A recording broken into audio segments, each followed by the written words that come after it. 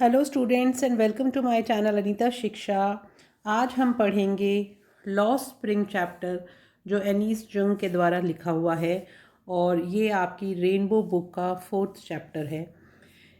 इस चैप्टर में ये बताया हुआ है कि किस तरह से गरीबी और बाल श्रम जो है वो बच्चों का बचपन उसको ख़त्म कर देता है और जिस तरह से मनुष्य जीवन में स्प्रिंग लॉस्ट स्प्रिंग इस पार्ट का नाम इसलिए लिखा गया। लॉस्ट मतलब होता है खो जाना और स्प्रिंग का मतलब होता है बसंत। जैसे ऋतुओं में सबसे अच्छी बसंत ऋतु होती है जिस समय कि फलते फूलते हैं सब पेड़ पौधे और जो उनके फूल होते हैं वो खिलते हैं, नई नई कोंपलें निकलती हैं, नए पत्ते आते हैं। उसी तरह से जो मनुष्य जीवन है उसमें भी जो बचपन है उसको स्प्रिंग के साथ कंपेयर किया गया है कि उसको एक स्प्रिंग माना गया है कि वो बसंत की तरह होता है जिस समय बच्चों को खिलने का, फलने फूलने का और उन्नति करने का जो समय होता है जिसमें वो बच्चे पूरी मस्ती करते हैं, उसके बारे में बताया गया है। तो इस चैप्टर में बच्चों के जो बचपन जो मानसिक एवं शारीरिक विकास का समय होता है, इस समय खेलने कूदने और सीखने का समय होता है और ये विकास तो तभी संभव हो सकता है जब बच्चा लंबे समय तक खुश रहे, हर काम अपनी मन की मर्जी से कर सके। बल्कि होता ये है कि मजदूरी करने लग जाते हैं बच्चे, उनका मानसिक और शारीरिक विकास नहीं हो पाता, अविकसित वो रह जाते हैं और भी अन्य तरह के शोषणों का शिकार हो जाते हैं। तब ये कहा जाता है कि उनका they have lost their spring, यानी कि उनका बसंत ही नहीं आया, यानी बच्चों ने बचपन खो दिया। तो पहले हम अबाउट द ऑथर पढ़ते हैं। लेखक, इसकी लेखिका हैं एनीस जंग, जो उनका 1964 में जन्म हुआ। Was born in Rourkela and spent her childhood and adolescence in Hyderabad. She received her education in Hyderabad and in the United states of America. कि उन्होंने अपना बचपन राउरकेला में बिताया और बचपन जवानी हैदराबाद में बिताई और उनकी जो प्रारंभिक शिक्षा थी वो हैदराबाद में और आगे की जो शिक्षा थी वो यूनाइटेड स्टेट्स ऑफ अमेरिका में उन्होंने पूरी करी। हर पेरेंट्स वर बोथ राइटर्स, उनके जो माता पिता थे दोनों ही लेखक थे। Anees Jung began her career as a writer in India and she has been an editor and columnist for major newspapers in India and abroad. यानी कि जब उन्होंने अपना लेखन कार्य शुरू किया तो उन्होंने भी पत्रकारिता से शुरू किया और वो पत्रकार के रूप में उन्होंने बहुत सारे काम इंडिया में किए।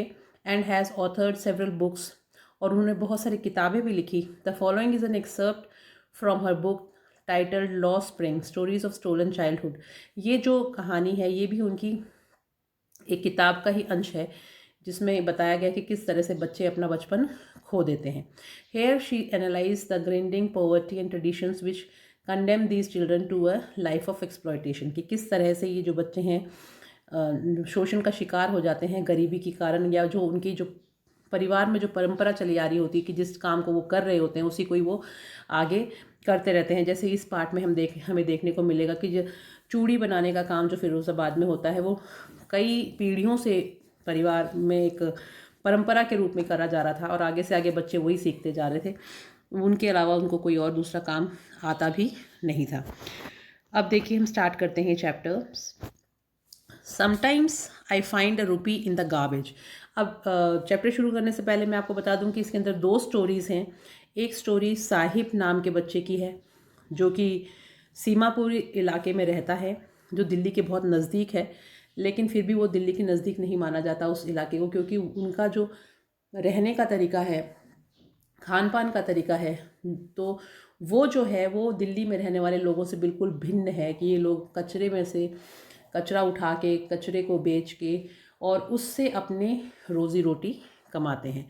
और दूसरी कहानी जो है वो मुकेश की है, जो फिरोज़ाबाद में जहाँ पे चूड़ियों का काम होता है वहाँ पे काम करता है और उसका जो परिवार है वो कई सालों से यही काम करता हुआ आ रहा है और उसको पता भी नहीं है कि कोई और काम वो कर सकता भी है या नहीं। तो लॉ स्प्रिंग में एनीस जंग उन परिवारों की दयनीय व शोचनीय दशा का चित्रण करती हैं जो गरीबी व शिक्षा के अभाव के कारण शोषण के दुष्चक्र में फंसकर अभाव का जीवन जीते हैं। आप उन बच्चों की तरफ ध्यान खींचते चले जाएंगे जब इस कहानी को आप पढ़ेंगे। चलिए स्टार्ट करते हैं। समटाइम्स आई फाइंड अ रूपी इन द गार्बेज। ये जो लाइन है, ये एक बच्चा है साहिब नाम का, जो कहता है कि कभी कभी मुझे उस कचरे में एक रुपया भी मिल जाता है। Why do you do this? I asked Sahib, whom I encounter every morning scrounging for gold in the garbage dumps of my neighborhood. Garbage का मतलब होता है कूड़ा कचरा, और एनकाउंटर का मतलब जैसे मैं उनसे मिलती हूँ एक बच्चे से, कि मैंने उससे पूछा, मैं उससे रोज़ मिलती हूँ कि तुम why do you do this, कि तुम ऐसा क्यों करते हो, और मैं उससे सवाल करती हूँ। और वो बच्चा क्या कर रहा है? स्क्राउंडिंग, स्क्राउंडिंग का मतलब होता है खोजबीन कर रहा है। किसकी?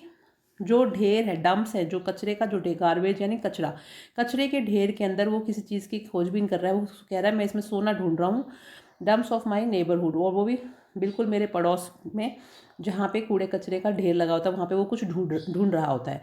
Sahib left his home long ago, यानी साहिब ने अपना घर, बहुत सुबह सुबह ही वो अपना घर छोड़ के उस कचरे के ढेर में कचरा ढूंढने आ जाता था।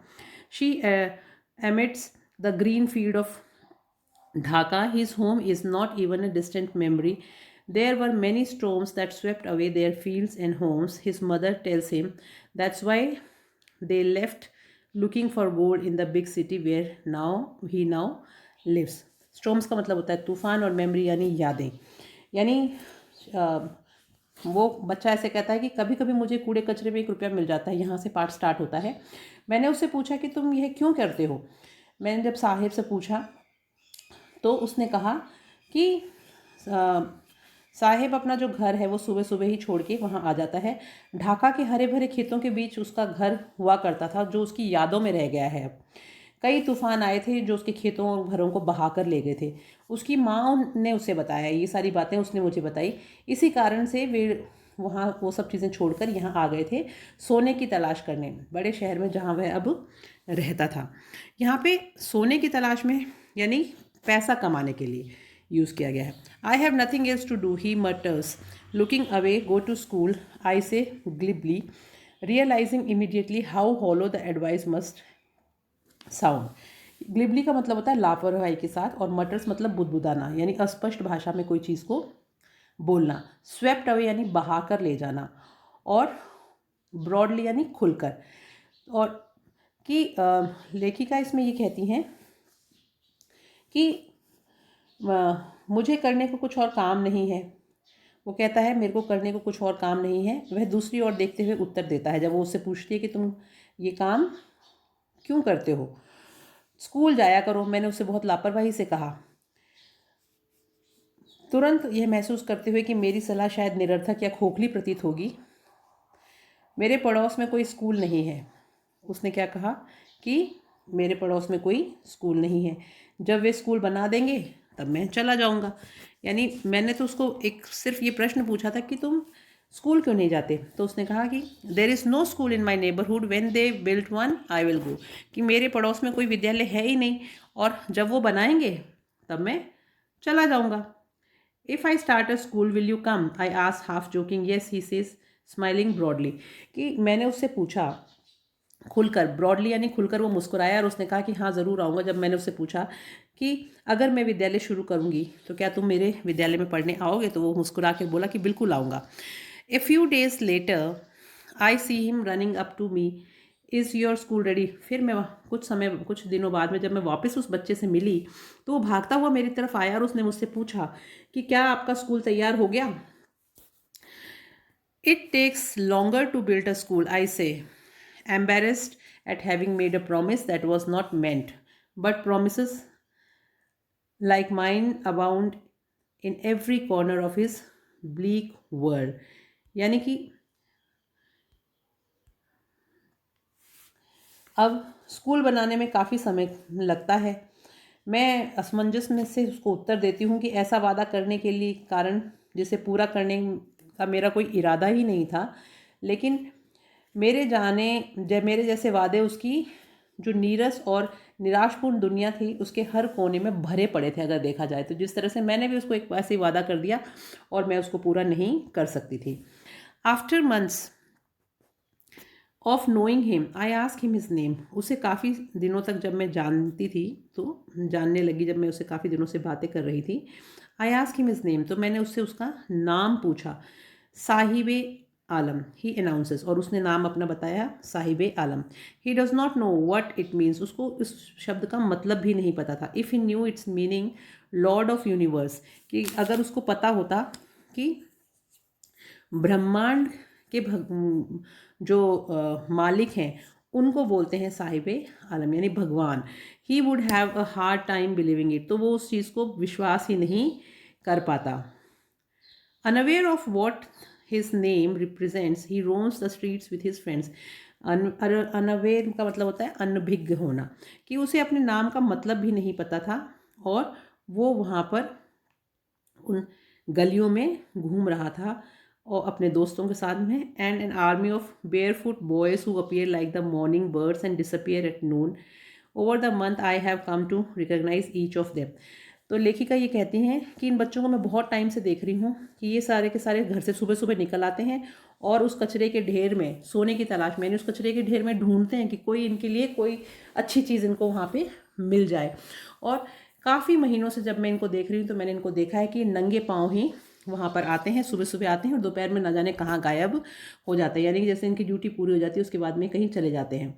Y aren't you wearing chappals, मैंने एक दिन उनसे पूछा कि तुमने चप्पल क्यों नहीं पहन रखी पाँव में। आई आस्क वन, उनमें से किसी एक से ही मैंने पूछा। My mother did not bring them down from the shelf. He answer simply, उसने बड़े ही सरल तरीके से जवाब दिया कि मेरी माँ ने जहाँ ऊपर शेल्फ में उसको अलमारी के ऊपरी कोने में उसको रख रखा, वो वहाँ से नीचे नहीं उतारती। Even if she did he will throw them away. Adds another who is wearing shoes that do not match. तभी दूसरा बच्चा जिसने दो तरह के अलग अलग जूते पहने होते हैं दोनों पाँव में, वो बोलता है कि अगर इसको दे भी देना तो ये उनको फेंक देगा, उनको नहीं पहनेगा। किसको? उन चप्पलों को। When I comment on it he shuffles his feet and says nothing. और जब ये बात मैंने उससे पूछी और दूसरे बच्चे ने जब कमेंट किया, यानी उस बात का जवाब दिया, तो उसने अपने दोनों पाँव को एक दूसरे से रगड़ा और उसने कुछ भी नहीं कहा, जैसे कि उसके पास कोई शब्द ही नहीं थे बोलने के लिए। पर उसने कहा आई वॉन्ट शूज़, उसने कहा मुझे जूते चाहिए। Says a third boy who has never owned a pair of his pair all his life.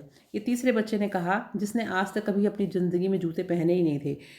एक नंगे पाँव था, दूसरे ने दो अलग अलग तरह के जूते पहन रखे थे। तीसरे के मुंह से अचानक ही निकला कि हाँ मुझे एक जोड़ी जूते चाहिए।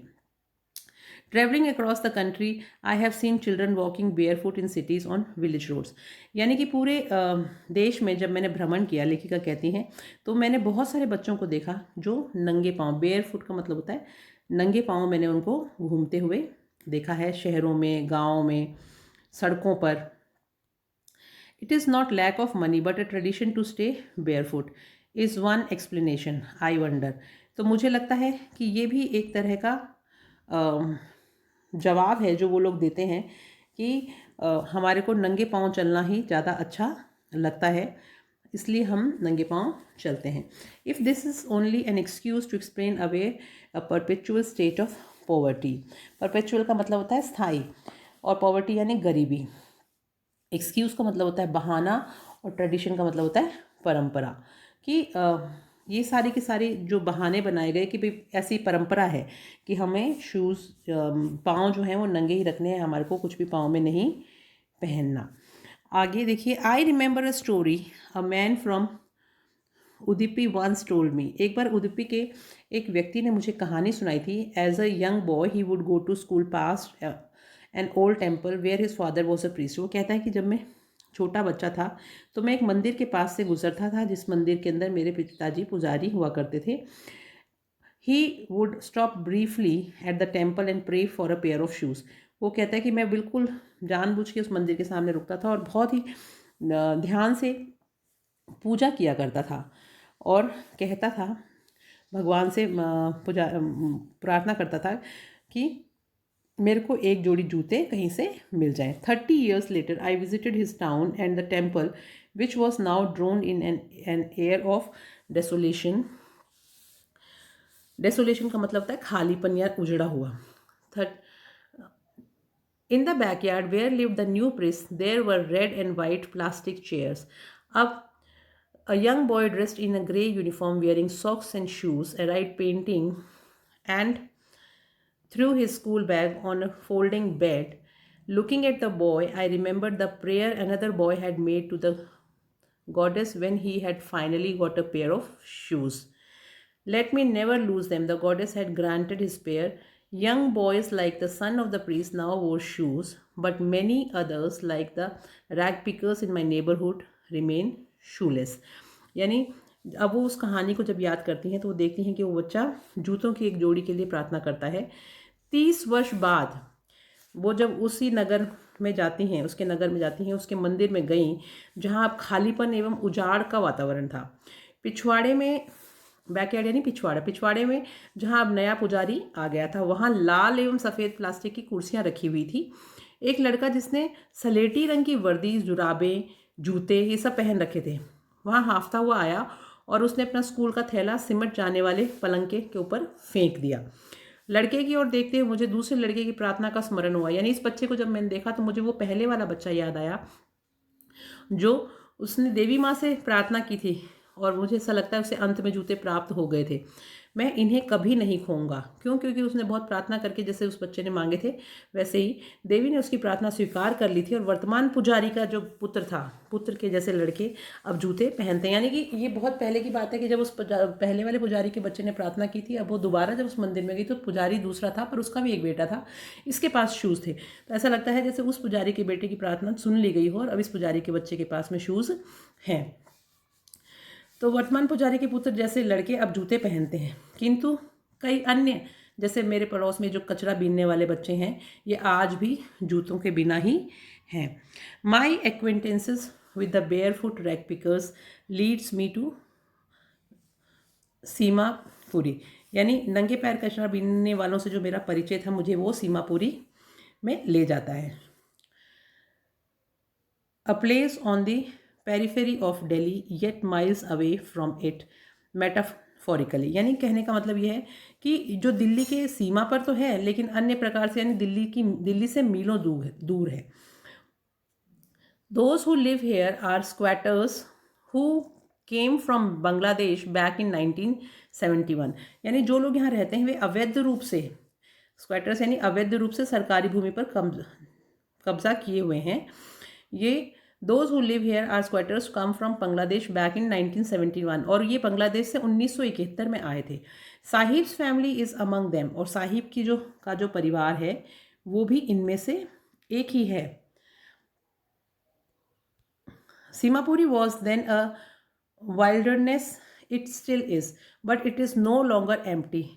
In structures of mud with roofs of tin and tarpaulin, devoid of sewage, drainage or running water, lived 10,000 rag pickers. They have lived here for more than 30 years without an identity, without permits, but with ration cards. Get their names on voters list and enable them to buy grain. Food is more important for survival than an identity. यानी अब आगे हमारे को लेखिका ये बताती हैं कि साहिब का परिवार भी इन्हीं में से एक है। तब सीमापुरी एक उजाड़ स्थान था, अभी भी ऐसा ही है, लेकिन अब वह खाली नहीं है। मिट्टी से यहाँ पे बने हुए मकान हैं यहाँ पे जिन पर टिन की तथा त्रिपाल बनी हुई हैं, त्रिपालों की छतें हैं और गंदे पानी के निकास, ज़मीन के अंदर गंदगी ले जाने वाले पाइपों की व्यवस्था अथवा पीने योग्य नल पानी की व्यवस्था यहाँ पर बिल्कुल भी नहीं है। 10,000 कचरा बीनने वाले लोग यहाँ पर रहते हैं और ये लोग 30 से भी अधिक वर्षों से यहाँ रह रहे हैं। Food is more important for survival than identity. इनका यह मानना है, बिना इनके पास कोई पहचान पत्र नहीं है, कोई आज्ञा पत्र नहीं है, लेकिन इनके पास सबके पास राशन कार्ड ज़रूर है, क्योंकि राशन कार्ड से क्या होता है कि मतदाता सूची में नाम शामिल हो जाता है और इन्हें अनाज खरीदने में ये लोग समर्थ हो जाते हैं। भोजन जीवन के लिए अधिक आवश्यक होता है पहचान की अपेक्षा, इनका ये मानना है। कि food is more important for survival than the identity. ये बहुत एक इम्पॉर्टेंट लाइन है कि राशन कार्ड ज़रूर है इनके पास में, लेकिन इनके पास में और किसी तरह का कोई भी पहचान पत्र नहीं है, क्योंकि ज़िंदगी जीने के लिए इन्हें किस चीज़ की ज़रूरत है? सिर्फ खाने की ज़रूरत है, और वो इनको मिल जाता है अगर इनके पास राशन कार्ड हो। राशन कार्ड इनका इसलिए बन जाता है क्योंकि वोट डालने के लिए इनको राशन कार्ड में नाम एंट्री हो जाती है। तो if at the end of the day we can feed our families and go to bed without an aching stomach, we would rather live here than in the fields that gave us no grain। तो उनका ये मानना है कि अगर दिन के आखिर में हमारे परिवारों को हम भोजन दे सकें और हम अपना बिना पेट पकड़े या बिना हमारा पेट दुखाए, यानी खाना अगर हम खा लेते हैं, भूखे पेट हमें नहीं सोना पड़े, तो हमारे लिए ये ज़्यादा अच्छा है कि हम यहीं रह जाएं, बजाय इसके कि हम उन खेतों में जाके काम करें जहाँ पे कोई भी अनाज नहीं है, जहाँ पे ग्रेन्स हैं ही नहीं, जहाँ पे कोई धान होता ही नहीं है, जहाँ फसल हो ही नहीं पा रही, उन खेतों का हम क्या करें। हालांकि इन सब के अपने अपने खेत होंगे जहाँ से ये लोग आए हैं, लेकिन फिर भी इन लोगों को कचरे में से ही पेट भरना अच्छा लग रहा है, क्योंकि इस कचरे से ये लोग कुछ कमा लेते हैं और अपने परिवार का पेट पाल लेते हैं। Says a group of women in tattered saris when I asked them why they left their beautiful land of green fields and rivers, कि उनमें से जो महिलाएं बैठी हुई थी, तो उन महिलाओं में से एक महिला ने, जिसने कि फटे पुराने से कपड़े पहन रखे, साड़ी पहनी हुई थी, पुरानी साड़ी पहनी थी। अब मैंने जब उनसे पूछा तो उन्होंने कहा कि जब मैंने उनसे पूछा कि तुम हरे भरे खेतों तथा नदियों वाली ज़मीन को क्यों छोड़ आई, जहाँ भी तुम्हें भोजन मिल सकता था, तो वो कहती है कि wherever they find food they pitch their tents and that become transit homes। वो कहती है कि हमारे को जहाँ पे भी भोजन मिलता है, यानी जहाँ पे भी हमें कचरा ज़्यादा दिखाई देता है और हमें ऐसे लगता है कि उसमें से हमें कुछ फ़ायदा मिलेगा, हम उसमें से कुछ काम की चीज़ मिलेगी, या इस कचरे को बेच के हमारे को थोड़े से पैसे मिल जाएंगे, वहीं हम अपना टेंट लगा लेते हैं और वहीं पे हम लोग रहना शुरू कर देते हैं अपने जीवन यापन के लिए। Children grow up in them becoming partners in the survivals. और जो हमारे बच्चे हैं वो भी हमारा साथ इसके अंदर देते हैं, क्योंकि उन्हें भी जिंदा रहना है, तो वो भी इस कचरा बीनने का काम हमारे साथ में करने में भागीदारी करने लगते हैं। And survival in Seemapuri means rag picking. और सीमापुरी में जिंदा रहने के मायने का मतलब था कि कचरा बीनना। रैग पिकिंग का मतलब होता है कचरा बीनना, कचरा उठाना। Through the years it has acquired the proportions of a fine art. यानी वर्षों की अवधि में कचरा बीनना एक ललित कला का कलेवर ग्रहण कर चुका है यहाँ पर। Garbage to them is gold, यानी इनके लिए कचरा उन लोगों के लिए सोने जैसा है, स्वर्ण के समान है। It is their daily bread, a roof over their head, even if it is a leaking roof, but for a child it is even more. उनका यह मानना है कि यह कचरा उनकी रोजाना की रोटी, उनके सिर पर एक छत, चाहे वो टपकने वाली छत क्यों ना हो, लेकिन एक बच्चे के लिए यह इससे भी कुछ अधिक होता है। आई समटाइम्स फाइंड अ रूपी इवन अ 10 रुपी नोट। ये जो लाइन है ये साहिब ने कही कि आई समटाइम्स फाइंड अ रूपी इवन अ 10 रुपी नोट, कि कभी कभी तो मुझे इसमें से रुपये मिल जाते हैं इस कचरे के ढेर में, कभी कभी तो मुझे 10 रुपये का नोट भी मिला है। Sahib says his eyes lighting up when you can find a silver coin in a heap of garbage. तो वो कहता है कि कितना उसकी आंखों में चमक आ जाती है कि जब जैसे कि आपको कचरे के ढेर में से कोई चांदी का सिक्का मिल गया हो, जैसे उसको 10 रुपये मिले या 1 रुपया मिलता है, उसकी आंखों में एक चमक आ जाती है। You don't stop crowning for there is hope of finding more. It seems that for children garbage has a meaning different from what it means to their parents. For the children it is wrapped in wonder, for the elders it is a means of survival। यानी ये जो कचरा है ये अलग अलग मायने रखता है, किसके लिए? बच्चों के लिए और बड़ों के लिए, दोनों के लिए। क्योंकि जैसे ही साहिब ने कहा कि मुझे कभी कभी 1 रुपया मिल जाता है, यहाँ तक कि 10 रुपये का नोट भी। साहिब ऐसा कहता है, उसकी आंखों में एक चमक होती है। जब आपको कचरे के ढेर में चांदी का एक सिक्का मिल जाता है तो आप छानबीन बंद नहीं कर देते हो, क्योंकि और अधिक पाने की उम्मीद होती रहती है। तो ऐसा लगता है कि इन बच्चों के लिए कचरा जो है वो एक अलग ही अर्थ होता है। उनके माता पिता के लिए इस अर्थ की तुलना में बच्चों के लिए कचरा का जो अर्थ है वो उनकी है आश्चर्य में लिपटी हुई चीज़ें। जैसे बड़ों के लिए यह जिंदा रहने का साधन है, वैसे ही बच्चों के लिए आश्चर्य में लिपटी हुई चीज़ों के समान है, जिसमें वो ढूंढते रहते हैं कि अब उन्हें शायद कुछ और मिल जाए। One winter morning, I see Sahib standing by the fenced gate of the neighborhood club, watching two young men dressed in white playing tennis. The game. I like the game, he hums, content to watch it standing behind the fence. I go inside when no one is around. He admits the gatekeeper lets me use the swing. तो सर्दी की एक सुबह मैं साहिब को पड़ोस के एक क्लब के बाड़े के बाहर दरवाजे के पास खड़ा हुआ देखती हूँ, जो एक सफ़ेद रंग वस्त्र पहने हुए दो जो युवक होते हैं वो टेनिस खेल रहे थे, उनको देख रहा होता है। और फिर वो मुझे कहता है कि मुझे ये खेल बहुत पसंद है, मैं इस खेल को बहुत पसंद करता हूँ। और फिर वो गुनगुना कर बोलता है, तथा वह इसे बाड़ के पीछे खड़े रहते हुए देखकर ही संतुष्ट है। मैं अंदर चला जाता हूँ जब कोई आसपास नहीं होता। उसने ये बात मानी, स्वीकार करी, उसने एडमिट्स यानी स्वीकार करना, और द्वार पर मुझे झूला काम में लेने देता है कि जो यहाँ का जो गेट कीपर है वो मुझे थोड़ी देर झूला भी झूलने देता है। इसमें कुछ कठिन शब्द आए हैं, जैसे कि आप इनके मीनिंग्स लिख लीजिएगा। लाइटिंग अप का मतलब होता है जैसे चमक उठती हैं, रैप्ड का मतलब होता है लिपटा हुआ, और फेंस मतलब होता है जो चारों तरफ फेंसिंग की होती है, बाड़ लगाई हुई होती है ना, उसको बोलते हैं। और हम्स का मतलब होता है गुनगुनाता, जैसे वो गुनगुनाते हुए बच्चा बोल रहा होता है। कंटेंट का मतलब संतुष्ट है, वो खाली बाहर से ही देख के संतुष्ट है। और डिस्कार्डेड यानी त्यागा हुआ नहीं महसूस करता, वो तो ऐसे सोचता है कि मैं बाहर से ही देख लूँ तो ये बहुत अच्छा। और इंटेंटली मतलब होता है ध्यान से, और केयर फ्री का मतलब होता है बेफिक्र होकर। तो ये वर्ड मीनिंग्स इसमें पैराग्राफ में आए थे। अब हम आगे पढ़ते हैं। Sahib two is wearing tennis shoes that look strange, कि साहिब ने भी टेनिस खेलते समय जो जूते पहने होते हैं वे पहनते हैं बच्चे या लोग, वैसे ही जूते पहन रखे हैं, लेकिन वो थोड़े विचित्र लग रहे हैं। Over his discoloured shirt and shorts, क्योंकि जो उसने शर्ट और निक्कर पहन रखा होता है जिसका कलर उड़ा हुआ है, उसके साथ वो मैच नहीं कर रहे हैं, तो वो थोड़े अलग लग रहे हैं। Someone gave them to me, he says in the manner of explanation. Explanation का मतलब होता है कि व्याख्या करते हुए, यानी उसने मुझे बताना चाह रहा था वो कि जब मैंने उसके शूज़ की तरफ देखा कि ये मुझे किसी ने दिए हैं। The fact that they are discarded shoes of some rich boy, और सत्यता तो यह थी कि वो किसी ऐसे अमीर बच्चे के जूते थे जिनका जो उसने अब पहनने बंद कर दिए थे। Who perhaps refuse to wear them because of the hole in one of them, उसने शायद इनको पहनना छोड़ दिया होगा क्योंकि इसमें किसी एक में छोटा मोटा छेद हो गया होगा। डजेंट बॉदर हिम, लेकिन इससे उसको कोई फ़र्क नहीं पड़ रहा।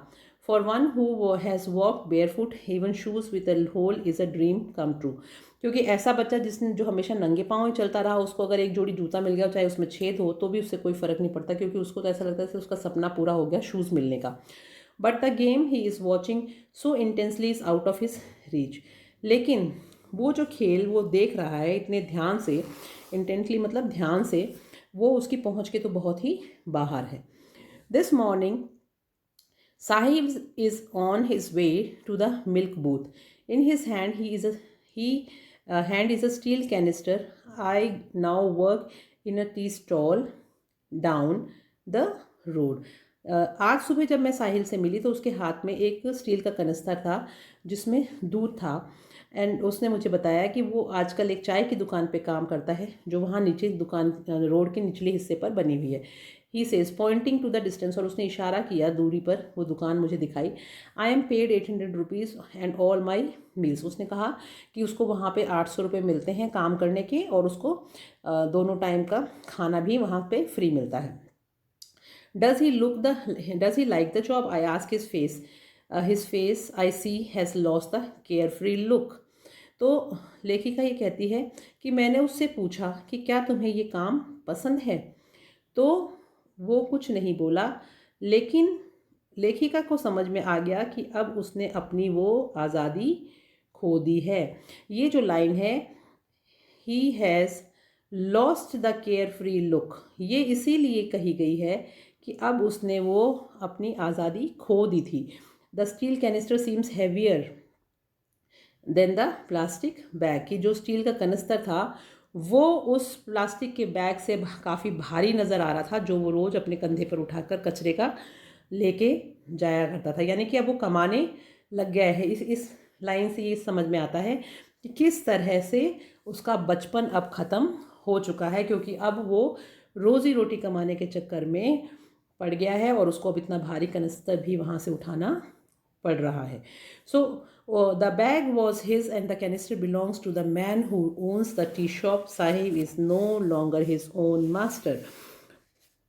तो ये बहुत इंपॉर्टेंट लाइन है कि स्टील का कनस्तर उस प्लास्टिक के थैले से बहुत अधिक भारी दिखाई दे रहा था, कि जैसे वह अपने कंधे पर इतनी आसानी से उस प्लास्टिक को बैग को ढोया करता था, वैसे वो इसके लिए इतना इजी नहीं है। और वह थैला उसी का था। सबसे इम्पॉर्टेंट बात थी कि वो जो थैला था वो हल्का भी था और बच्चे का खुद का था, यानी वो उसका बचपन अपने हाथ में था। और कनस्तर उस व्यक्ति का है जो चाय की दुकान पर स्वामित्व रखता है। और साहेब अब स्वयं का मालिक नहीं रहा, यानी पहले स्वयं का मालिक था, पहले अपने बचपन को एंजॉय करता था, अब वो किसी का गुलाम बन गया है, किसी के अंडर में काम करने लग गया है। तो इस तरह से ये जो स्टोरी है यहाँ पर ख़त्म होती है और नेक्स्ट जो स्टोरी है वो यहाँ से शुरू हो जाती है, जो एक दूसरे बच्चे की कहानी है जिसका नाम है मुकेश।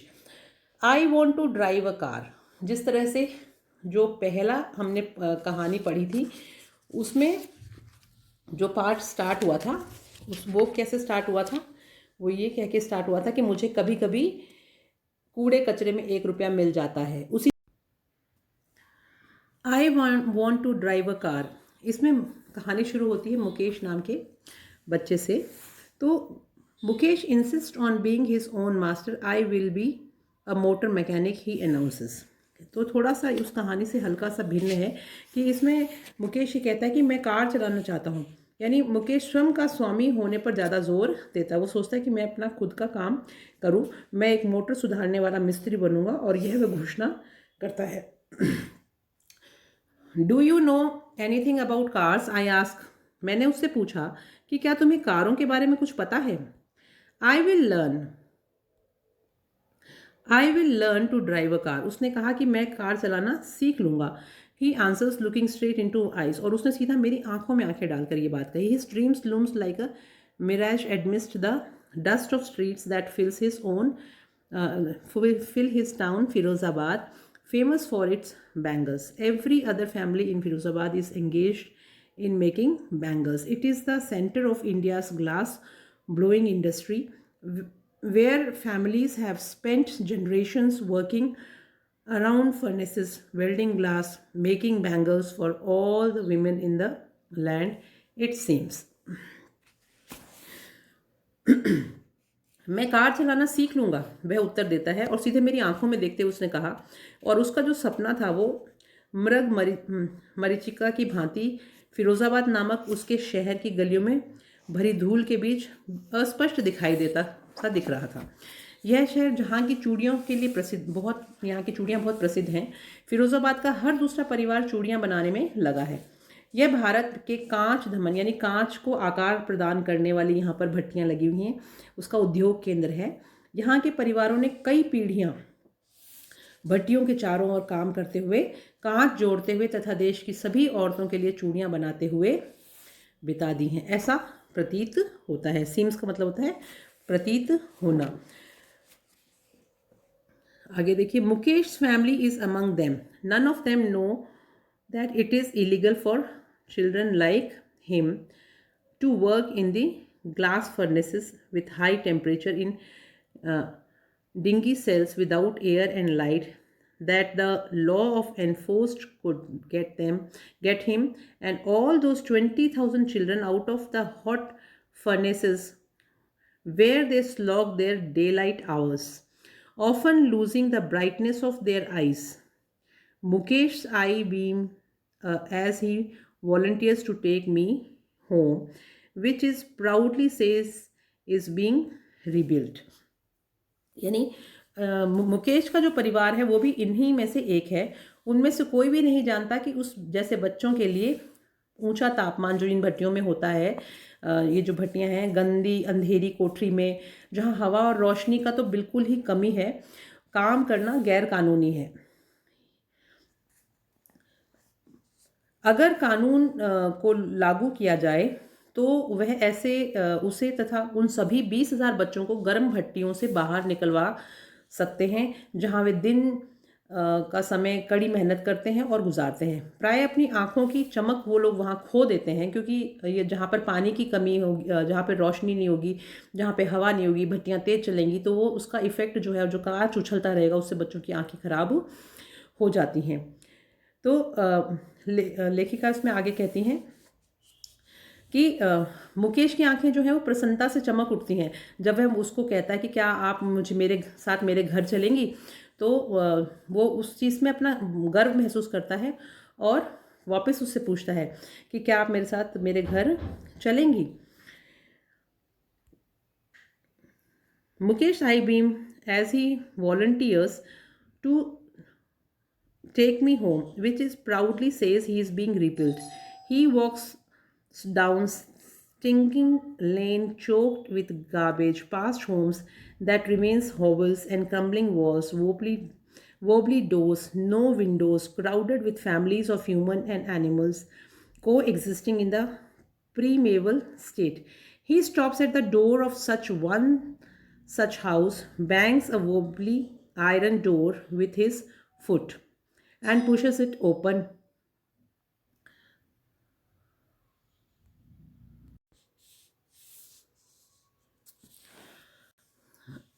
फिर आगे देखते हैं कि बच्चा इतना खुश हो जाता है कि लेखिका तैयार हो जाती हैं उसके साथ उसके घर जाने में। तो वो कहता है, फिर वो अपना आगे बताती हैं कि हम स्टिंकिंग लेन्स यानी बदबू मारती हुई, स्टिंकिंग लेन्स बदबू मारती हुई और चोक्ड यानी भरी हुई, कचरे से भरी हुई।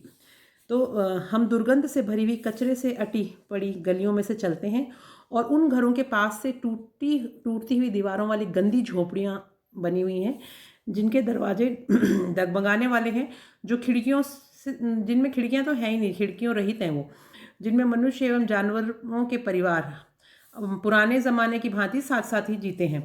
वह ऐसे ही एक घर के दरवाजे पर रुकता है, अपने पैर से डगमग करती हुई लोहे के दरवाजे पर धक्का मारता है और उसे धकेल कर खोल देता है। तो इस तरह से उसने अपने घर का दरवाज़ा खोला। He stops at the door of such house, bangs a wobbly iron door with his foot and pushes it open. We enter a half-built shack. In one part of it, thatched with dead grass, is a firewood stove over which sits a large vessel of sizzling spinach leaves. On the ground, in large aluminum platters, are more chopped vegetables. Frail young woman is cooking the evening meal for the whole family. Through eyes filled with smoke, she smiles. तो जैसे ही उसने वो gate खोला, दरवाजे पर रुककर उसने पैरों से जब उस गेट को खोला, तो जैसे दरवाजे को धकेला तो मैंने देखा कि हम एक आधा बना हुई, मतलब अर्धनिर्मित कुटिया में प्रवेश करते हैं। इसके एक हिस्से में जो सूखी घास के छप्पर से ढका हुआ है और लकड़ी जलने वाला चूल्हा रखा है जिस पर कि एक बर्तन रखा है और उसमें छन छन की आवाज़ आ रही है और मैंने देखा कि पालक की पत्तियों जैसा कुछ उसमें उबल रहा है। ज़मीन पर बड़ी एल्युमिनियम की थालियों में कटी हुई सब्जियां रखी हुई हैं। एक पतली दुबली युवती लड़की सारे परिवार के लिए शाम का भोजन बना रही है और धुएं से भरी आंखों से वह मुस्कुराती है। She is wife of Mukesh Elder brother, not much older in years. She has begun to command respect as the bahu, the daughter-in-law of the house. यानी कि वो जो बच्ची है जो खाना बना रही है, वो जो मुकेश है उसके भाई की पत्नी है और बड़े भाई की पत्नी है और ज़्यादा उम्र में भी ज़्यादा बड़ी नहीं है, छोटी ही है। अधिक उम्र की नहीं होते हुए उसने परिवार की बहू के रूप में पूरा काम संभाल रखा है और सम्मान भी प्राप्त करा है, क्योंकि वो सबका, तीनों लोगों का खाना भी बनाती है। उसके पति का, मुकेश का, पिता का, उन सब की जिम्मेदारी उसने उठा रखी है। The daughter in law of house already in charge of 3 men, her husband Mukesh and their father. When the older man enters, she gently withdraws behind the broken wall and brings her veil मतलब होता है घूंघट closer to her face as custom मतलब होता है रिवाज demands daughter-in-law must veil their faces before male elders.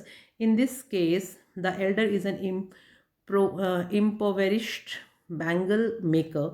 Despite long years of hard labor, first as a tailor, then as a bangle maker, he has failed to renovate his house, send his two sons to school.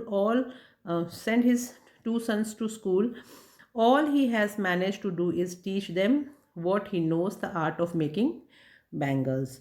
तो अगर हम इस पूरे paragraph का मतलब देखें तो जैसे ही मुकेश के जो पिताजी हैं उम्र में थोड़े बड़े हैं, तो जैसे ही वो अंदर आते हैं तो आहिस्ता से जो टूटी हुई जो दीवार होती है उसके पीछे वो जो बहू है वो चली जाती है और अपने घूंघट से अपने चेहरे को ढक लेती है, क्योंकि ये प्रथा है कि बड़ी उम्र के जब पुरुष घर में आए या अंदर कहीं पर भी जब उनको मिलते हैं तो बहुओं को अपने चेहरे को घूंघट से ढक लेना चाहिए।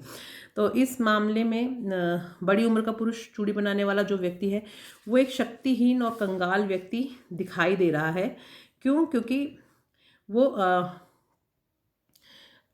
इसलिए शक्तिहीन दिख रहा है क्योंकि पूरी उसने उम्र हो गई उसको चूड़ियाँ बनाते हुए, और कंगाल इसलिए दिख रहा है क्योंकि भाई वो अपने घर को थोड़ा बहुत ही बना पाया था और अभी भी वो आधा घर बना हुआ दिखाई दे रहा था, पूरा वो उसको ढंग से बनवा भी नहीं पाया था। जितना उससे हो सकता था उतना उसने उस घर के लिए किया था। वर्षों तक की लंबी मेहनत के बावजूद पहले वह एक दर्जी के रूप में काम करता था, फिर उसके बाद में उसने दर्जी का काम छोड़ के बाद में वो चूड़ी बनाने लग गया, और ये सारा काम करते करते उसने अपने घर की मरम्मत कराने में भी वो असफल रहा, क्योंकि इतना वो कमा नहीं पाता था, बस एक घर बना चुका था जैसा भी बनाया उसने, और अपने 2 बेटों को वो स्कूल भी नहीं भेज पाया था, केवल बस उन्हें यही सिखा पाया था जो उसको खुद को काम आता था, बैंगल्स बनाने का, चूड़ी बनाने का, ताकि वो लोग भी बड़े होके चूड़ियों का काम करके अपना पेट पाल सकें, अपना रोज़गार कमा सकें। इट इज़ हिज कर्म, his destiny, says Mukesh's grandmother, who has watched her own husband go blind with the dust from polishing the glass of bangles. Can a God-given lineage ever be broken? She implies, born in the caste of bangle makers, they have seen nothing but bangles in the house, in the yard, in every other house, every other yard, every street in Firozabad. Spirals of bangles, sunny gold, paddy, green, royal blue, pink, purple, every color born out of the 7 colors of rainbow, lie in mounds in unkempt wards, are piled on 4-wheeled hand carts pushed by young men along the narrow lanes of the shanty town, and in dark hutments next to lines of the flames of flickering oil lamps sit boys and girls with their fathers, mothers, building pieces of colored glass into circles of bangles. Their eyes are more adjacent to the dark than the light outside.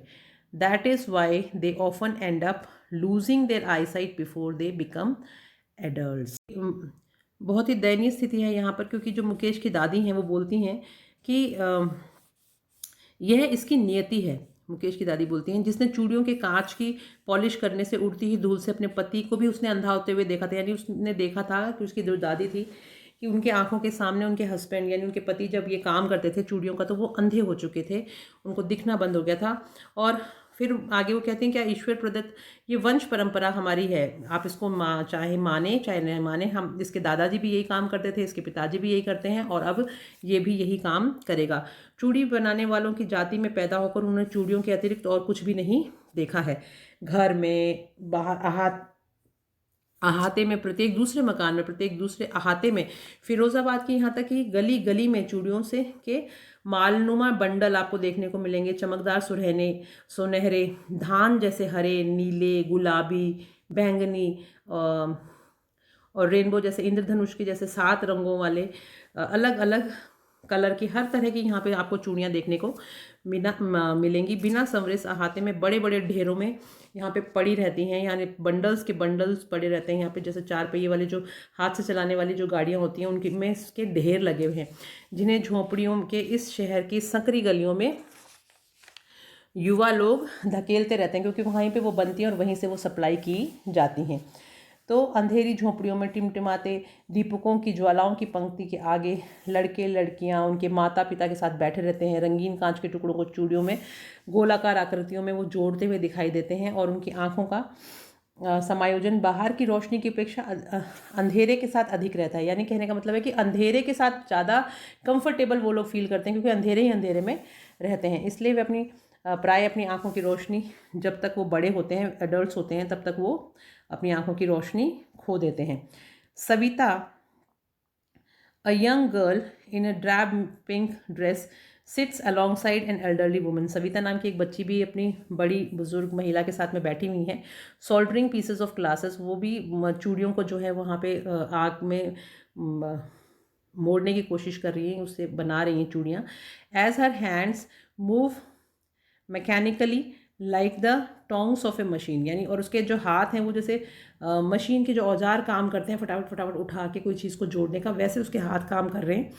I wonder if she knows the sanctity of the bangles she helps make. It symbolizes an Indian woman's suhag, auspicious in marriage.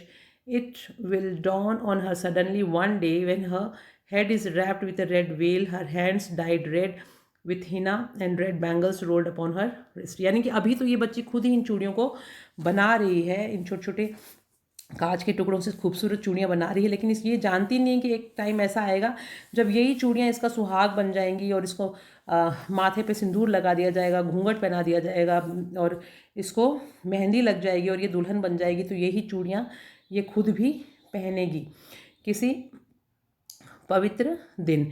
She will then become a bride, और उस दिन वो भी दुल्हन बन जाएगी। Like the old woman beside her who became one many years ago, जिस तरह से उसके पास में जो बूढ़ी औरत बैठी हुई जो कई सालों पहले इसी तरह से दुल्हन बनी थी और उसने चूड़ियाँ हाथ में पहनी थी। She still has bangles on her wrist, wrist मतलब होता है कलाई, और अभी भी उसके हाथ पे वो कलाई पे वो चूड़ियाँ देखने को मिल सकती हैं।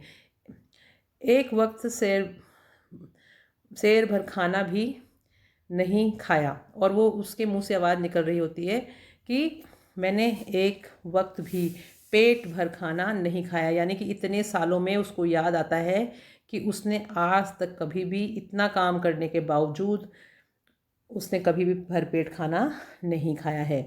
She says in a voice drained of joy, she has not enjoyed even one full meal in her entire life. और उसकी जो आवाज़ थी उसमें उसका दर्द छिपा हुआ था कि पूरी ज़िंदगी उसने काम किया है, चूड़ियाँ बनाई हैं, उसके पति की आंखें भी चली गई, और आज तक उसने कभी भी भरपेट खाना, एक वक्त का ढंग से खाना भरपेट नहीं खाया। That's what she has ripped, और ये था जो उसने काटा, यानी जो बोया, क्या उसने पूरी ज़िंदगी बो दी काम में, आंखें गंवा दी उनके परिवार के सदस्यों ने, और आखिर में उसको एक वक्त की रोटी भी पूरी तरह से नसीब नहीं हुई। Her husband an old man with a flowing beard says, I know nothing except bangles, all I have done is make a house for the family to live.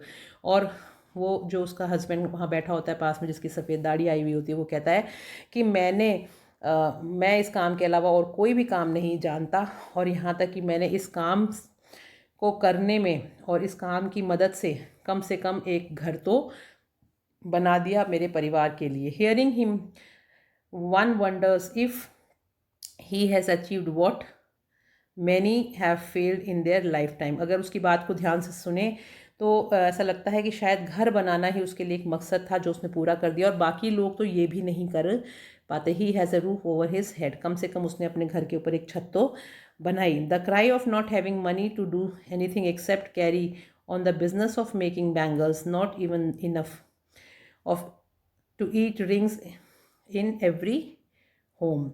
The young men echo the lament of their elders. Little has moved with time, it seems, in Firozabad. Years of mind-numbing toil have killed all the initiative and the ability to dream. Hearing him, one wonders if he has achieved what many have failed in their lifetime. He has a roof over his head. यानी कि उसकी बात सुनकर किसी व्यक्ति को भी आश्चर्य हो जाता है कि क्या उसने वो पा लिया है जो अन्य कोई लोग अपने जीवन काल में प्राप्त करने में असफल रहे। यानी उसने, उसके घर सिर के ऊपर एक छत तो है, चूड़ियाँ बनाने के काम को करते रहने के अलावा कुछ भी नहीं, कुछ भी अन्य काम करने हेतु धन का अभाव होने, खाने को भी पर्याप्त पैसा ना होने, दुख की कराहट हर घर में गूंजती है। युवा लोग अपने से बड़ों के विलाप को दोहराते हैं। यानी यही सेम ट्रेडिशन आगे से आगे चलता हुआ आ रहा है। ऐसा लगता है कि फिरोज़ाबाद में समय के साथ कुछ भी नहीं बदला है। वर्षों की चेतना शून्य कर देने वाली मेहनत ने पहल करने की सारी क्षमता तथा स्वप्न देखने के सामर्थ्य को ही मार दिया है यहाँ पर। The cry of not having money to do anything except carried on the business of making bangles, not even enough to eat rings in every home. The young men echo the lament of their elders. Little has moved with time. It seems in Firozabad, years of mind-numbing toil have killed all initiatives and the ability to dream. यानी सपने देखना भी बंद कर दिया है लोगों ने यहाँ पर। उनका बस इतना ही काम रह गया है कि बस ये चूड़ियाँ ही बनाते रहें। उन्हीं की आवाज़ें टकरा टकरा के उनको सुनाई देती हैं, इसके बाहर वो कहीं नहीं निकल सकते। Why not organise yourself, मैंने उनसे कहा कि तुम लोग organize yourself into a cooperative. I asked a group of young men who have fallen into the vicious circle of middlemen who trapped their fathers and forefathers. Even if we get organized, we are the ones who will be hauled up by the police, beaten and dragged to jail for doing something illegal.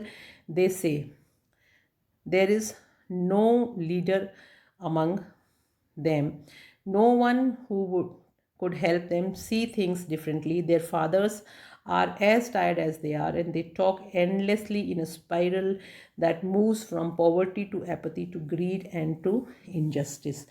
तो जब मैंने उनसे ये कहा कि आप लोग सहकारिता में संगठित क्यों नहीं हो जाते हो, मैं युवकों के एक समूह से पूछती हूँ तो वो बोलते हैं, तो बिचाली जो उनके बिचौलिए हैं, जिनके वो कुछ चक्र में फंसे हैं, जिन्होंने उनके पहले उनके पेरेंट्स को पैसा दिया या कोई भी लोन के नाम पे या किराए के नाम पे पैसे दे के और उनको अपना कर्जदार बना रखा था, वो आगे से आगे उनको बढ़ने ही नहीं दे रहे थे, उस कर्ज से निकलने ही नहीं देते थे।